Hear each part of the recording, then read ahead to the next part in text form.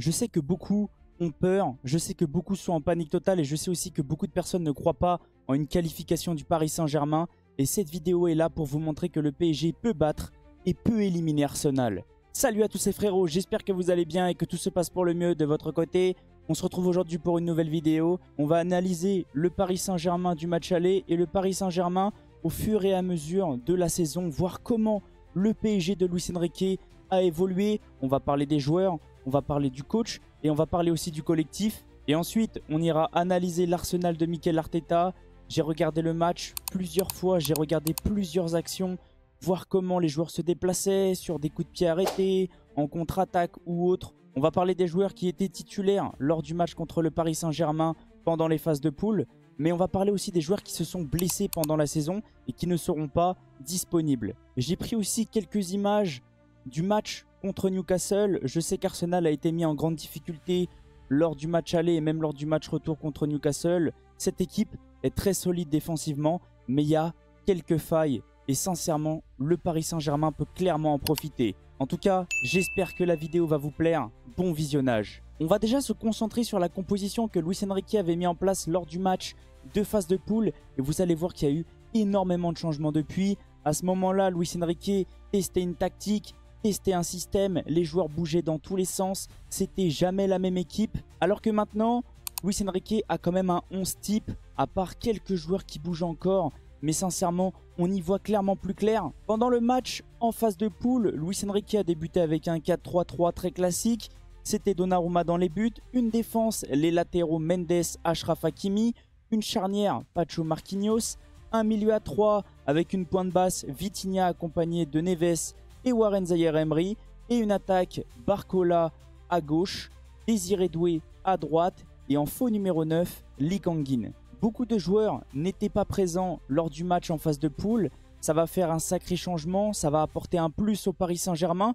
Dembélé était de mis de côté, ça on va pas en parler, mais ça va quand même ramener un plus. Kvaratskhelia a été recruté pendant le mercato hivernal, même si oui à droite c'était Désiré Doué, mais c'était clairement pas le même Désiré Doué que maintenant. Et au milieu c'était Warren Zaïre-Emery. Et Fabian actuellement c'est plus du tout le même Fabian Ruiz. On va déjà se concentrer sur Donnarumma, et sincèrement c'est même plus le même Donnarumma qu'en début de saison. On n'a pas arrêté de le dire, Donnarumma a fait plusieurs bourdes.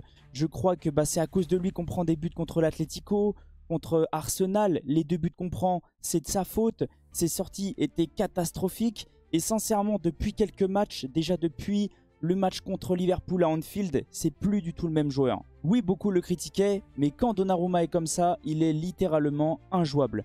Ensuite, Nuno Mendes, c'est plus du tout le même joueur aussi. Parce qu'en début de saison, j'arrêtais pas de le dire, j'arrêtais pas de me plaindre. Moi aussi, oui. Mais j'acceptais le système de Luis Enrique. Mendes se comportait comme un 3e central. Il était collé à Marquinhos et à Pacho. Le souci, c'est que Mendes apporte surtout offensivement. Défensivement, ça va, il tient son poste. Et on va le voir au fur et à mesure de la saison. Tout a changé. Maintenant, Nuno Mendes se comporte comme Achraf Hakimi. S'il a envie de monter, il peut. C'est un des 3 milieux qui se comporte comme 3e défenseur central. Au niveau de la charnière, sincèrement, concernant Pacho déjà, il venait à peine d'arriver. Avant le Paris Saint-Germain, il n'avait jamais connu la Ligue des Champions. Maintenant, il commence à prendre de l'expérience. C'est plus le même Pacho. C'est ultra solide, on l'a vu contre Liverpool. Même si oui, c'est lui qui met les 2 buts d'Aston Villa contre notre camp. Sincèrement, Pacho, c'est ultra solide. Concernant Marquinhos, en début de saison, c'était assez compliqué aussi. Même si des fois, il nous fait encore caca culotte, ça va. Il arrive à tenir son poste. Pareil pour Hakimi. Même si oui, en début de saison, c'était pas mal. Je le sens de plus en plus à l'aise. Il commence à comprendre le système de Luis Enrique. Il est ultra décisif. Il fait ultra mal aux adversaires. Et je pense que le Achraf Hakimi actuel est clairement meilleur que celui en début de saison. Au niveau du milieu, Neves c'est à peu près pareil que Pacho. Sincèrement, il venait d'arriver. Il n'était pas encore totalement à l'aise.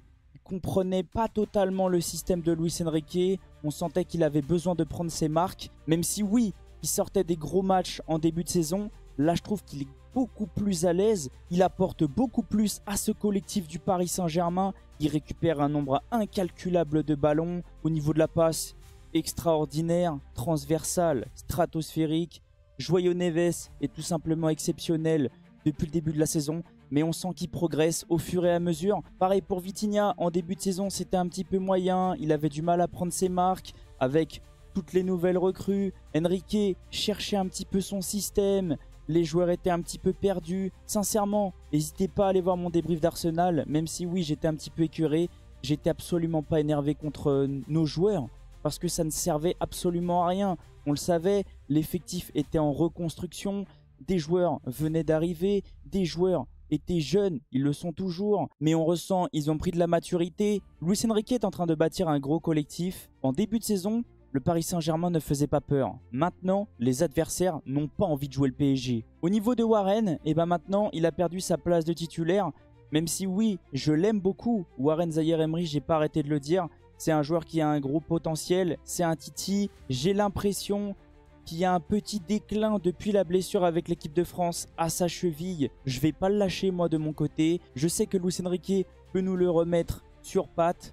Je vais pas le critiquer. Il a besoin de temps. Il a besoin de reprendre en confiance. Sincèrement, je vais rien dire. Mais c'était compliqué contre Arsenal pendant le match de phase de poule. Et maintenant, c'est Fabian Ruiz qui a piqué sa place. Le milieu titulaire du Paris Saint-Germain, c'est Neves, Vitinha, Fabian Ruiz. Bon, des fois les deux inversent, mais je les ai mis comme ça exprès pour vous montrer qu'il y a eu un petit changement. Concernant Barcola, c'est plus le même joueur aussi. Il a clairement évolué, il a pris en maturité. C'est actuellement le meilleur passeur en Europe si je dis pas de bêtises. Il state énormément. Contre Arsenal, c'était assez compliqué. Je pense qu'il avait peur clairement, il avait peur de s'exprimer. Et maintenant, c'est plus du tout le même joueur. Et au niveau de Lee Kang-in, en tant que numéro 9, je vais pas trop le critiquer parce que déjà, c'est pas son poste. Et en plus, en étant sincère avec vous, si ça avait été Ousmane Dembélé à la place de Lee, ça aurait pas du tout été le même match. Et à droite, comme tout le monde le sait, le Paris Saint-Germain a recruté Kvaratskhelia. Même si oui, c'était Désiré Doué à droite, c'est pas non plus le même Désiré Doué qu'actuellement. Désiré Doué en début de saison, on le ressentait, il avait peur, il perdait beaucoup de ballons, il avait peur de prendre des décisions, il n'était pas totalement à l'aise, beaucoup le critiquaient, beaucoup réclamaient son prêt en hiver. Et sincèrement, depuis quelques matchs, j'ai l'impression que depuis qu'il a marqué contre Salzbourg, ça l'a clairement libéré. C'est plus le même joueur. Il fait énormément d'efforts. Il est partout sur le terrain, que ça soit offensivement et défensivement. Il aide le collectif et on le ressent. Luis Enrique lui a donné sa confiance et Désiré Doué est actuellement en pleine confiance. Il state, il fait des passes D, il marque et sincèrement, moi, il est clairement en train de me surprendre. Et maintenant que j'ai parlé des joueurs, je vais me concentrer aussi sur Luis Enrique. Et oui, il faut aussi parler du coach. En début de saison, il était en train de bâtir un collectif, il cherchait son système, il cherchait sa tactique. On le sait, le Paris Saint-Germain a perdu Mbappé pendant le mercato estival l'année dernière. Donc fallait quand même remplacer un joueur de classe mondiale. Il marquait 40 buts par saison. Luis Enrique nous avait promis qu'il allait trouver la recette pour que tous les joueurs arrivent à être décisifs.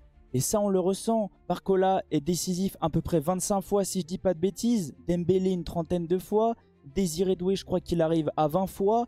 Kvara, qui vient d'arriver, il est déjà à 12 fois. Moi, le départ de Mbappé, je le ressens absolument plus. Luis Enrique est en train de donner sa confiance à ses joueurs et on le ressent. Tout se passe très bien. Même si oui, on a ressenti un petit relâchement contre Aston Villa au match retour, sincèrement, moi, ça m'a pas inquiété tant que ça. Cette équipe avait besoin de prendre une sorte de gifle, une sorte de claque pour un petit peu les réveiller. Tout le monde était en train de les mettre tout en haut et fallait un petit peu les faire redescendre. Et j'ai envie de vous dire, heureusement qu'on a pris cette claque contre Aston Villa et pas contre Arsenal. Maintenant, on va pouvoir se concentrer sur les images que je vous ai enregistrées. C'est que des matchs qui se sont passés en Ligue des Champions, mais c'est pour vous montrer l'évolution du Paris Saint-Germain. Là, on peut le voir, c'est le match contre Girona.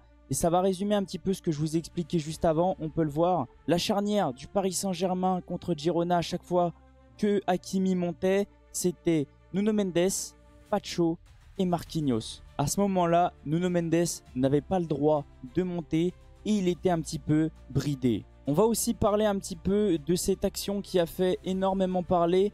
À ce moment-là, Ousmane Dembélé a juste à faire une passe à Barcola pour qu'on puisse ouvrir le score face à Girona.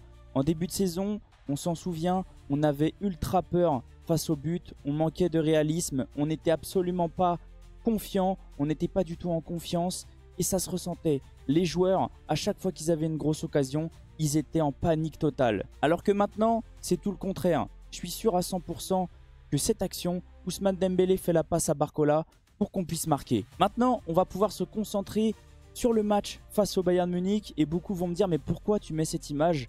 Alors c'est pour vous montrer qu'en début de saison, Luis Enrique cherchait beaucoup son système, cherchait beaucoup sa tactique, il cherchait à savoir comment évoluer face aux gros d'Europe. Et à ce moment-là, on a tous été surpris parce que Luis Enrique a débuté en 4-4-2, ultra resserré, ultra compact. Alors je pense qu'il a essayé de mettre beaucoup plus de milieu pour essayer de prendre le dessus face au Bayern.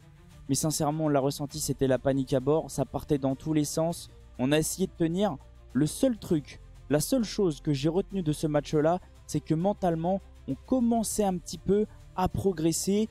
On arrivait quand même à tenir défensivement. À ce moment-là, on prend encore un but sur corner. Et ça aussi, on va en parler parce que c'est clairement le point fort d'Arsenal. Les coups de pied arrêtés, il va falloir faire clairement attention parce qu'à chaque fois, on prend un but, soit sur corner, soit sur coup franc. Et je vous montre aussi cette image pour vous montrer que Luis Enrique a trouvé son système. En début de saison, il titularisait des fois Désiré Doué, des fois Barcola, des fois Warren, des fois Fabian, des fois Kolo Muani, des fois Gonzalo Ramos. Il cherchait la meilleure formule. Et maintenant, comme on peut le voir, il débute avec un 4-3-3 très classique.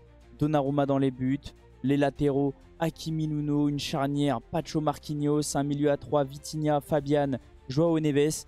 Il y a juste en attaque où ça permute beaucoup. Mais ça, c'est une très bonne nouvelle parce que maintenant, on a un banc qui est beaucoup plus compétitif. Je sais que beaucoup attendaient les images face à Arsenal.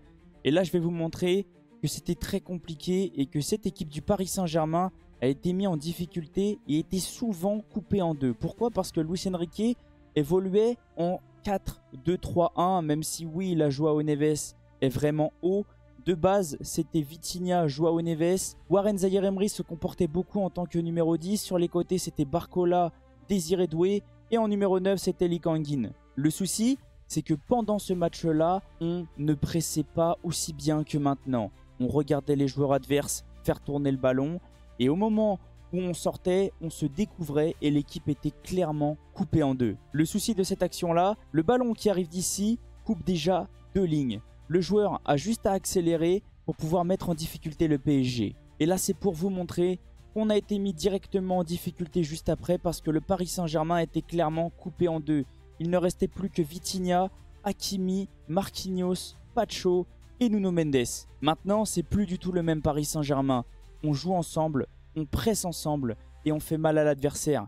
Dès qu'on perd le ballon, il y a un contre-pressing qui fait extrêmement mal. Alors qu'avant, on laissait les adversaires jouer et on n'était pas du tout en confiance. Maintenant, même si oui, on se découvre, on est capable de récupérer le ballon ultra vite pour pouvoir essayer de mettre en difficulté nos adversaires. C'est toujours la même image, mais avec une prise différente et c'est pour vous montrer que le Paris Saint-Germain est clairement coupé en deux.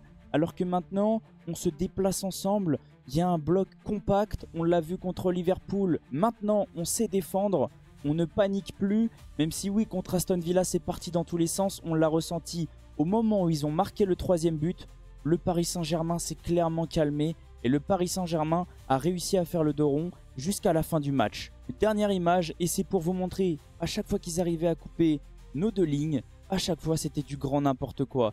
Le Paris Saint-Germain se retrouvait empaqué au centre, était en panique totale, et quand tu as un joueur comme Saka ou même Martinelli, t'es sûr que ça peut faire gros danger et qu'il peut y avoir une très très grosse occasion. Maintenant, ce qu'il va falloir faire attention contre Arsenal, c'est ne pas se découvrir. S'il y a un pressing, il faut que le pressing soit dans le bon tempo. Il ne faut pas qu'on prenne un ballon dans le dos. Parce qu'en face, ça va ultra vite. On l'a vu contre le Real Madrid.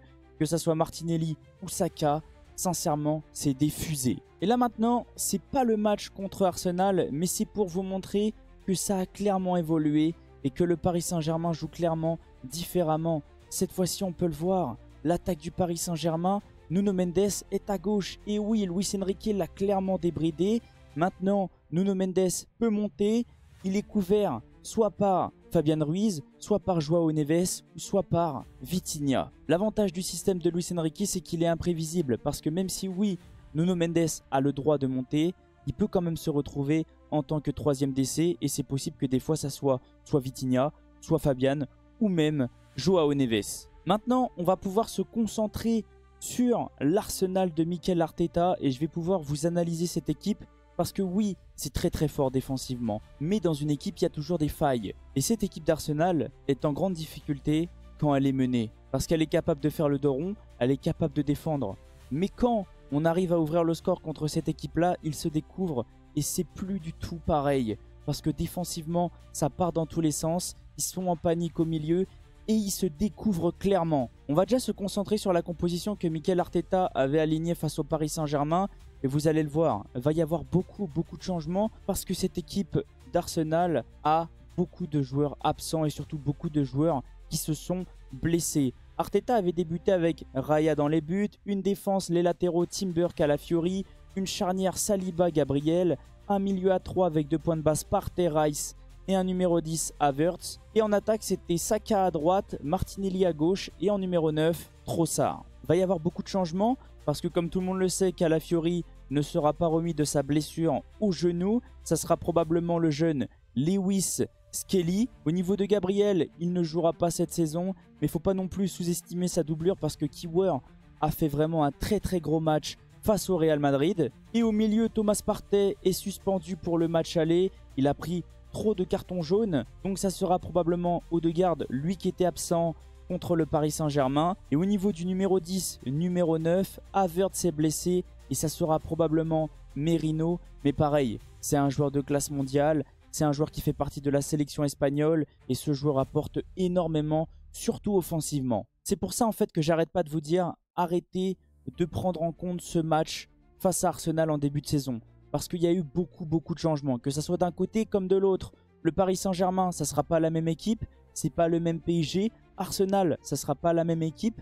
Il y aura des joueurs qui seront absents, qui ne joueront pas de la même manière. Et je pense que le Paris Saint-Germain a clairement sa carte à jouer. Maintenant, on va se concentrer sur Arsenal et surtout sur le match d'Arsenal face à Newcastle en coupe. Parce que moi, ce que j'ai repéré, c'est qu'Arteta aime énormément que Lewis vienne au cœur du jeu pour mettre en difficulté et surtout ramener un surnombre. Il ne se comporte pas comme un latéral, il se comporte comme un milieu. Et depuis que Calafiori est blessé, il aime énormément faire ça parce qu'il est très technique, il est à l'aise ballon au pied.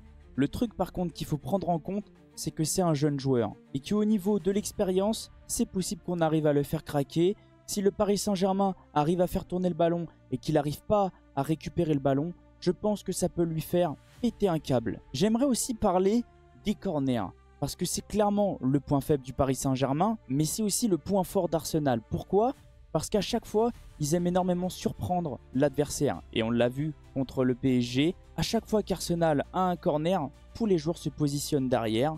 Tous les joueurs sont en tas, sont regroupés. Et au moment que Rice le tire, tous les joueurs accélèrent pour pouvoir venir perturber les adversaires. Et à chaque fois, c'est du grand n'importe quoi. Parce que les adversaires sont en panique totale. Ils ne savent pas qui prendre au marquage et à chaque fois il y en a un qui se retrouve tout seul. Soit Saliba, soit Gabriel arrive à prendre un ballon de la tête. Et résultat, qu'est-ce que ça fait? Ça fait but ou ça fait grosse occasion. Et j'ai fait exprès de vous mettre cette image parce que ça va résumer un petit peu ce que je vous ai expliqué au début de la vidéo. Cette équipe a quelques failles. Même si oui, ils sont forts défensivement, ils sont capables de faire le dos rond pendant 90 minutes. Par contre, si Arsenal prend un but, c'est plus du tout la même chose. Parce qu'il crée énormément d'espace, vu qu'il joue vers l'avant, et ça part dans tous les sens. Et en une passe, on peut couper cette équipe d'Arsenal. Et là, comme on peut le voir, Newcastle se retrouve en 3 vs 2. Et comme on le sait, le Paris Saint-Germain a énormément d'atouts, surtout offensivement. Des joueurs comme Barcola, Désiré Doué, Gvara ou même Dembélé vont ultra vite. Si tu leur laisses des espaces comme ça peut faire très mal. Deuxième image, et une nouvelle fois c'est pareil, Arsenal était mené, Arsenal crée énormément d'espace, Arsenal se découvre et Arsenal se met en difficulté. Il faut absolument prendre en compte cette faille. Sincèrement, si on peut ouvrir le score à l'Emirates, même si on ne gagne pas, ça va forcer Arsenal à sortir, ça va forcer Arsenal à se découvrir et à se mettre en difficulté. Et la meilleure des choses serait qu'on s'impose même d'un seul but à l'Emirates, parce qu'au Parc des Princes, ça va être complètement différent de ce qui s'est passé au Santiago Bernabéu, on l'a vu, ils ont mis un bus, un bloc bas. Si au Parc des Princes, ils sont obligés de se découvrir, sincèrement, ça peut partir dans tous les sens avec ce Paris Saint-Germain actuel. En tout cas, j'ai essayé de vous analyser les deux équipes. Je vous ai sorti cette vidéo pour essayer de vous calmer, de vous rassurer. Parce que je le sais, beaucoup de supporters parisiens sont en panique totale. Beaucoup de supporters parisiens ne pensent qu'à ce match-là. C'est compréhensible. Je suis pareil. Mais je me dis dans ma tête que dans le football, tout est possible. Et que si le Paris Saint-Germain est en demi-finale, c'est qu'il a clairement sa place pour une finale. En tout cas, merci à tous ceux qui sont restés du début jusqu'à la fin. Merci à tous ceux qui vont liker. N'hésitez pas à me dire qu'est-ce que vous ressentez de ce match. Qu'est-ce que vous avez ressenti de la vidéo. Je viendrai vous répondre dans les commentaires avec grand plaisir. Passez une excellente journée et on se retrouve très vite. Ciao les potes. Croyez en notre équipe. Ils en sont clairement capables. Allez Paris.